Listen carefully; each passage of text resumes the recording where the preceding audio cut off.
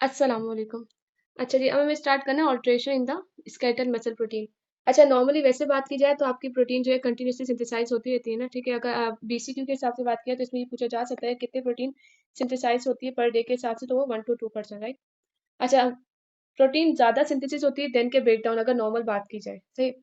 फिर कुछ चीज़ें होती हैं जो आपकी प्रोटीन को जो है ज़्यादा बनाती हैं। आपने अगर फीड ले लिया, आपने एक्स्ट्रा सेलुलर अमीनो एसिड की कंसंट्रेशन ऐसी बातें बढ़ जाएगी। या एक्सरसाइज का ये है कि एक्सरसाइज में पहले आपकी प्रोटीन जो है वैसे कम होगी, लेकिन लेटर ऑन वो क्या कर जाती है, बढ़ जाती है। क्योंकि आप साथ में वो प्रोटीन्स भी देते थे, जब आप रेस्ट करते तब वो बढ़ जाती है। अच्छा, लेकिन अभी हमने बात की थी अगर कोई स्ट्रेस आ जाए ना बंदे को, स्ट्रेस में क्या होगा कि आपकी मसल प्रोटीन क्या करेंगे, ब्रेक होंगी। क्यों ब्रेक होंगी? ताकि वो आप अमाइनो एसिड प्रोवाइड कर सके किसको, आपकी बॉडी को, और जो आपके मेन टिश्यूज हैं उनको। अच्छा, अगर बीसीक्यू की बात किया तो इसमें आता है कि मेजर साइट कौन सी होती है प्रोटीन लॉस की, तो वो होता है आपके सेटल मसल। और कौन सी चीज जो है वो स्पेयर हो जाती है, तो वो आपके कार्डियक मसल। जबकि आपके रिस्पिरेटरी मसल और गट मसल जो होते हैं वो भी अफेक्ट हो रहे होते हैं। अब जब प्रोटीन बहुत ज्यादा ब्रेक डाउन हो रही है, प्रोटीन बॉडी में आए, तो यूरिनरी प्रोटीन लॉस भी होगा। यूरिनरी नाइट्रोजन लॉस की बात की जाए तो वो टोटल कितना आपकी बॉडी में पहुंच जाता है, 14 to 20 ग्राम पर डे, यानी 500 ग्राम मसल, स्केलेटल मसल जो लॉस हो रहा होता है। अच्छा, इस मसल लॉस को आप एकदम रोक तो नहीं सकते ना, लेकिन आप इसमें क्या कर सकते हैं, पेरेंटल फीडिंग दे सकते हैं ताकि वो उस चीज़ को रिप्लेस कर सके। लेकिन इससे तब तक ये चीज़ नहीं रुकेगी, तब तक ये कैटाबॉलिज्म नहीं रुकेगा जब तक आपका जो बॉडी में स्ट्रेस था वो ठीक ना हो जाए। अच्छा, ये प्रोटीन टूटती कैसे, इसमें क्या होता है आपके पास, ये बीसीक्यू में आता है कि कौन सा एंजाइम यूज होता है या कौन सा पाथवे है, तो वो आपका क्या है, एटीपी डिपेंडेंट यूबिक्विटिन प्रोटियोसोम पाथवे। इसमें क्या होता है, ऑल्सो अदर पाथवे भी है, कैल्शियम कैप्टिन पाथवे या फिर जो है लाइसोसोमल कैथेप्सिन भी इन्वॉल्व होते हैं इसमें। इसमें आपके पास क्या, आपका एंजाइम प्रोटियोसोम, उसकी किसकी नीड होती है, इसको एटीपी की नीड होती है। एटीपी की मदद से ये क्या करते हैं, प्रोटीन को मार्क कर देते हैं। जैसे ही प्रोटीन मार्क्ड होती है तो ये जो आपको यूबिक्विटिन प्रोटियोसोम पाथवे एक्टिवेट होता है, वो आपके अमाइनो एसिड प्रोटीन्स को जाके तोड़ता है। वो प्रोटीन इवेंचुअली क्या बन जाती है, अमाइनो एसिड्स। अच्छा, अगर एक बंदे में बहुत ज्यादा प्रोटीन लॉस हो रहा है तो उसके क्या क्या क्लिनिकल फीचर हो सकते हैं, उसको बंदा एस्थेनिक हो सकता है, ठीक है, एस्थीनिया में जा सकता है। फटीक बहुत ज्यादा उसमें बढ़ जाएगी, फंक्शनल एबिलिटी उसकी कम हो जाएगी, और मॉर्बिडिटी या मोर्टेलिटी के चांसेस भी उसके बढ़ जाएंगे, उन चीज़ों का रिस्क बढ़ जाएगा। और क्वालिटी ऑफ लाइफ भी उसकी क्या हो जाएगी, कम हो जाएगी। अच्छा, ये हमने बात करी कि कौन कौन से एंजाइम, कौन सा पाथवे और क्यों हम ये प्रोटीन लॉस होता है, राइट। अच्छा, फिर हमने बात की थी कि लिवर भी जो है आपकी एक्यूट फेज रिएक्टेंट प्रोटीन्स बनाता है ना। इसमें क्या होता है कि अगर स्केलेटल मसल और लिवर का देखा जाए तो दोनों में जाहिर सी बात है प्रोटीन है, दोनों के डेली टर्नओवर होते हैं। लेकिन अगर बीसीयू के हिसाब से बात की तो स्केलेटल मसल का क्या है, टर्नओवर रेट कम है, जबकि वो कुछ ज़्यादा मास है उसमें। और ये लिवर की बात की है तो उसका मास कम है, लेकिन उसका टर्नओवर रेट कितना है, 10 to 20% पर डे, राइट। अच्छा, एल्ब्यूमिन की बात की जाए तो इसका स्केप रेट क्या है, एल्ब्यूमिन हमारी मेजर प्रोटीन है ना, इसके स्केप रेट की अगर बात की जाए तो वैसे 10 टाइम्स होता है। लेकिन क्योंकि अगर आपकी बॉडी में कोई इंजरी हुई है, सेप्सिस हुई है, या आपकी वेस्कुलर परमेबिलिटी बढ़ी हुई है, तो उसमें क्या होता है कि आपका ये जो स्केप रेट है ये क्या कर जाता है, 3 फोल्ड बढ़ जाता है, तभी यूरिनरी प्रोटीन आ रही होती है। अच्छा, ये तो हमें पता है कि अगर जब भी आपकी बॉडी में इन्फ्लामेशन वगैरह ऐसा कोई सीन होता है तो उसमें क्या होता है कि आपके जो मोनोन्यूक्लियर सेल्स हैं, जो भी प्रो इन्फ्लेमेटरी साइटोकाइंस निकलवाते हैं वो, ठीक है, फिर वो क्या करते हैं, और कौन से प्रो इन्फ्लेमेटरी साइटोकाइन है, 1, 6 एंड TNF अल्फा, जो कि आपका बेसिकली सर्च सिंड्रोम करवाते हैं। इनमें से जो मेन आपको जो इंटरलेकिन 6 है, ये होता है जो आपकी एक्यूट फेज रिएक्टर प्रोटीन की सिंथेसिस करवाता है, ठीक है। और वो प्रोटीन कौन सी, आपकी फिब्रिनोजिन है, और दूसरा कौन सा, CRP, राइट। अच्छा, ये क्या है, इसे कहते हैं कि डबल एज सॉर्ड है। ये क्या करते हैं कि आपकी प्रोटीन सिंथेसिस तो बहुत ज्यादा बढ़ाते हैं, लेकिन सिर्फ उन्हीं प्रोटीन्स की सिंथेसिस बढ़ती है जो कि आपकी बॉडी को मतलब जो आपकी बॉडी में उस वक्त के लिए जरूरी होती है। बाकी प्रोटीन की सिंथेसिस कम ही हो रही होती है, क्योंकि डिग्रेडेशन हो रही होती है। ये भी हमने बात की कि आपकी बाकी प्रोटीन टूटी हो रही है, जैसे आपकी जो है एल्ब्यूमिन है, ठीक है, जो आपकी मेन प्रोटीन है। इसे हम क्या कहते हैं, ये क्या होता है, नेगेटिव एक्यूट फेज रिएक्टेंट, क्योंकि बॉडी में इंजरी चल रही है इसलिए। और ये अभी हमने देख लिया कि ये क्यों हो रहा होता है, क्योंकि आपकी प्रोटीन बहुत ज्यादा लॉस हो रही होती है, ट्रांस कैपिलरी एस्केप रेट जो है बहुत ज्यादा बढ़ जाता है। तो आपकी बॉडी में क्या हुआ कि अगर पॉजिटिव रिएक्टेंट्स की बात की जाए तो वो आपके पास बढ़ जाएंगे, लेकिन जो नेगेटिव रिएक्टेंट्स है, यानी आपकी एल्ब्यूमिन है, वो क्या हो जाएगी, कम हो जाएगी। फिर हमने बात की थी कि आपकी इसमें ट्रॉमा या कुछ भी आपको सेप्सिस वगैरह या कोई भी आपका इंजरी होती है तो उसमें क्या होता है, आपकी इंसुलिन की रेजिस्टेंस भी बढ़ जाती है, राइट।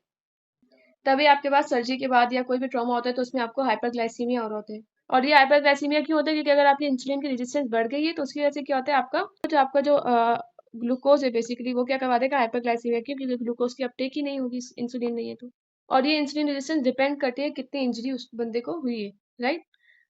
अगर अपर एब्डोमिनल सर्जरी की बात किया तो इनमें इंसुलिन रेजिस्टेंस आपके पास कितने टाइम तक रहती है, फॉर 2 वीक्स। और ये इंसुलिन की रेजिस्टेंस हो गई। और टाइप 2 में भी हमारे पास ये होता है कि इंसुलिन की रेजिस्टेंस हुई भी होती है, तो वो as a type 2 diabetic patient behave करेंगे। इसमें आपको क्या होता है कि फिर आप क्या करते हैं, इसमें आप आईवी इंसुलिन देते हैं। और इस इंसुलिन को आप कैसे देते हैं कि जब जब आपका ग्लूकोज का लेवल बढ़ेगा आप इंसुलिन देंगे, और जैसे ग्लूकोज का लेवल सबसाइड करेंगे आप इंसुलिन देना छोड़ देंगे उस वक्त।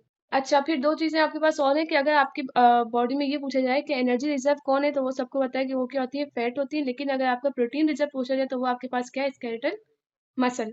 अगर टोटल प्रोटीन टर्नओवर की बात करें पूरी बॉडी में कितना होता है, तो वो 150 से 200 ग्राम पर डे होता है। और नॉर्मल अगर ह्यूमन की बात करें तो वो आपके पास कितने प्रोटीन इंजेस्ट करते हैं, 70 टू 100, जो कि मेटाबोलाइज होती है और वो क्या कन्वर्ट हो जाती है अमोनिया और यूरिया में, जो कि आपका जो टोटल 14 ग्राम नाइट्रोजन लॉस होता है पर डे।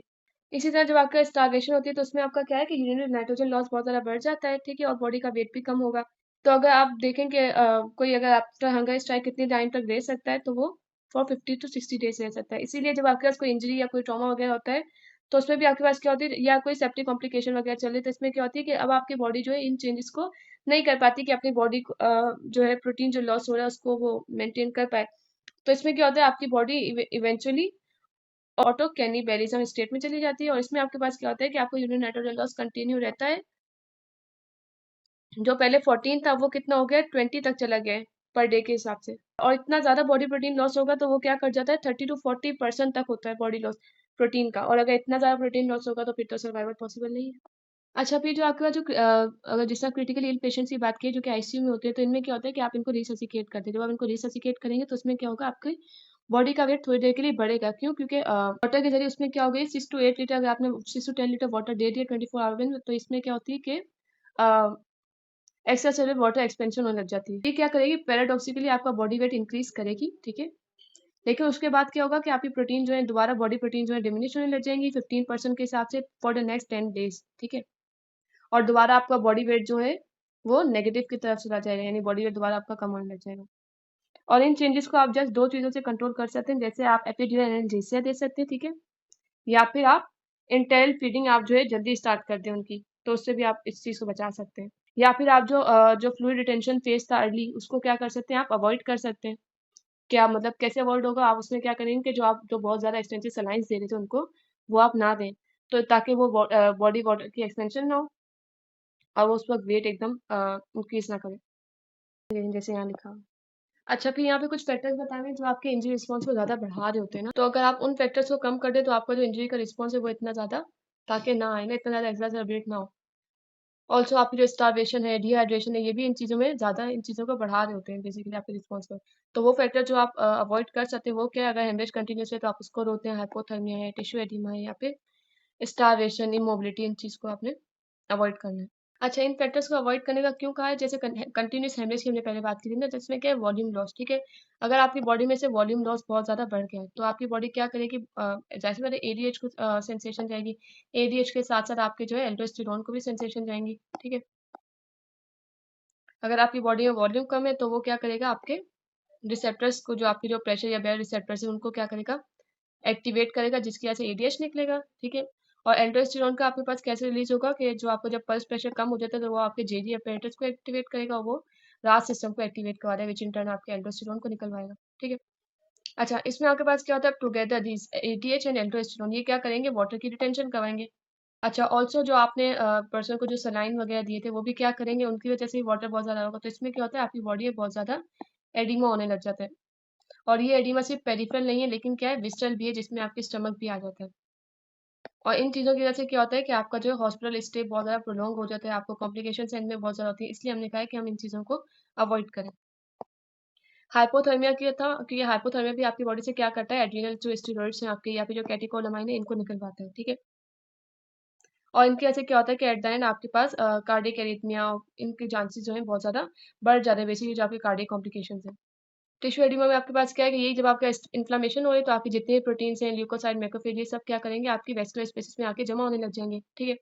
इसकी वजह से क्या होगा कि आपका जो ऑक्सीजन इजीली डिफ्यूज नहीं होगा, जिसकी वजह से आपकी बॉडी कहाँ पे चली जाएगी, रीनल फंक्शन उसका क्या हो जाएगा, बॉडी का कम हो जाएगा, कैपिलरी लीकेज बहुत ज़्यादा बढ़ जाएगी, ठीक है।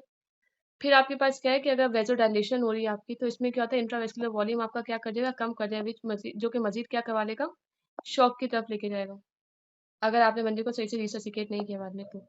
फिर बॉडी आपके सेल से वॉल्यूम लेगी और वो इंट्रासेल्युलर वॉल्यूम जो है आपका वो भी कम हो जाएगा। क्यों? क्योंकि वो आपके इंट्रावेस्कुलर और एक्स्ट्रावेस्कुलर सिस्टम को सप्लाई कर रहा है। अच्छा, जब इंसुलिन की रेजिस्टेंस पे हमने बात की थी कि आप क्या देते हैं, इंसुलिन के आईवी इन्फ्यूजन्स देते हैं, तो ये आईवी इन्फ्यूजन्स क्या करते हैं, ये आपके एंडोथेलियम को भी प्रोटेक्ट करते हैं by inhibiting inducible nitric oxide release.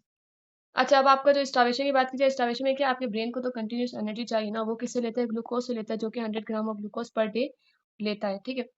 अच्छा, अगर शुरू के 24 आवर की बात की जाए, यानी कि लेस देन 24 आवर तक की अगर आपकी इंजरी है, तो आपकी बॉडी कैसे ऑक्सीजन देगी ब्रेन को, कैसे ग्लूकोज प्रोवाइड करेगी, बाय ग्लाइकोजिनोलाइसिस। ठीक है, ग्लाइकोजन टूटेगा। लेकिन यही अगर 24 आवर एक्सीड कर जाएगा, तो अब आपकी बॉडी किससे लेगी, non carb source, that is gluconeogenesis. इसकी वजह से क्या होता है कि अगर आपकी जब स्टार्वेशन होती है, तो आपको जो लीन टिश्यू मास है वो भी बहुत कम होने लग जाता है। और जो आपकी जो बाकी बॉडी टिश्यूज है वो क्या करते हैं, वो कहाँ से अपनी एनर्जी लेंगे, वो फैट से लेते हैं। इसलिए आपने क्या करना है कि जो आपका जो पेरी ऑपरेटिव यानी कि जो वो है पीरियड, उसमें आपने क्या करना है, बंदे को स्टार्वेशन पे नहीं रखना है। ठीक है, आपने क्या करनी है, या प्रोलॉन्ग फास्टिंग बेसिकली नहीं करनी है। सही, इसलिए बिफोर सर्जरी आप क्या कर सकते हैं, 2 आवर्स। ठीक है, 2 आवर बिफोर सर्जरी आप अलाउ कर देंगे क्या, क्लियर लिक्विड। यहाँ पे बिफोर 2 आवर ऑफ सर्जरी आप क्या अलाउ करेंगे, कार्ब अगर आप लिक्विड अलाउ कर रहे हैं, ठीक है, कार्ब ड्रिंक्स बेसिकली, तो वो क्या करेंगे, बंदे की जो पोस्ट ऑफ एंजाइटी होती है, ठीक है, या पेरी ऑफ एंजाइटी होती है, या फिर जो थर्स्ट है, ठीक है, पेरी ऑफ एंजाइटी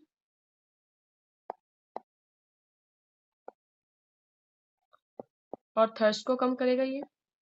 ऑल्सो आपकी जो पोस्ट ऑफ इंसुलिन रेजिस्टेंस है उसको भी कम करेगा ये। अच्छा, इमोबिलिटी की हमने बात की थी कि इसको भी अवॉइड करना है। तो इमोबिलिटी का क्या है कि अगर बंदा इमोबाइल होगा तो वो क्या करेगा, सही से अपनी डाइट नहीं लेगा। ठीक है, अगर वो खाना नहीं खा रहा तो उसके पास अमाइनो एसिड्स भी नहीं जा रहे। ठीक है, और वो ऑलरेडी उसका फिर वही मास कम हो जाएगा, वही उसकी मसल वो वेस्टिंग हो रही होगी। तो इसलिए आपने इमोबिलिटी भी अवॉइड करनी है और जल्दी से मतलब मोबिलाइजेशन अलाउ करनी है।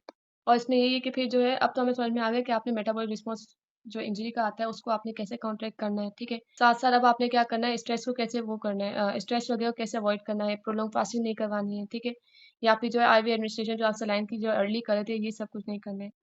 मतलब यही सब था ओवरऑल इस चैप्टर में। तो हम नेक्स्ट वीडियो से अगला चैप्टर स्टार्ट करेंगे।